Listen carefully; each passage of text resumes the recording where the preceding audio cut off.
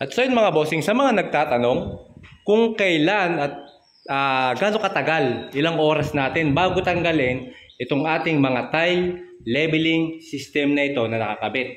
So ito actually mga boss, tinatanggal namin yan from 4 hours to 6 hours. Okay, 4 hanggang 6 na oras bago namin tanggalin yan.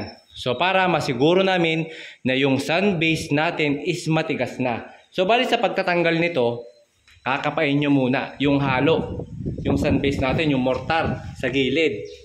Mararamdaman nyo naman yan kapag matigas na at hindi pa. So kapag matigas na yan, okay na, pwede nyo na siyang tanggalin. Okay, sa pagtatanggal naman nito, napakadali lang mga bossing. Ito, katulad nito, 6 na oras na yan. Ayan, matigas na yung mortar natin, no? So tatanggalin nyo lang. Pwede ng kamay lang, kaya ng kamay ito. Actually, may panghigpit yan eh. Pero kaya na yan ng kamay yun. Yan. Tapos, iikot-ikutin nyo lang hanggang sa matanggal siya. Ayun, tanggal na siya. And then, may spacer pa yung nakasama. Ito, tatanggalin nyo na rin yung spacer. Ayan. Hindi pwedeng gamitin itong tile leveling system nang wala kayong spacer.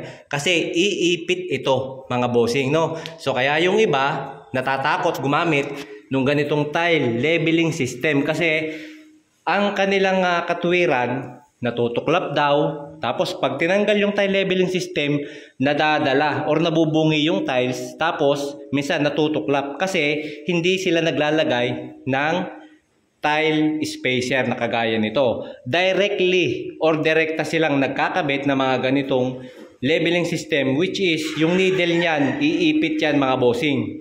Okay? So ganun lang mga bossing yan. After 6 hours, pihitin nyo lang yan, medyo matigas. Iikot-ikutin nyo lang siya hanggang sa mabunot. Okay, kakapain nyo lang. Ayun, tanggal na siya. Hindi nyo siya kailangang puwersahin na tanggalin. Yan, iikot-ikutin nyo lang.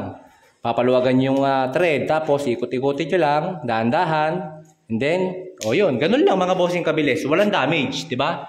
Walang damage. Tapos, itong mga pagitan ng space natin, kakayudin nyo yan, ganun. Para magkaroon naman tayo ng space para sa grouting.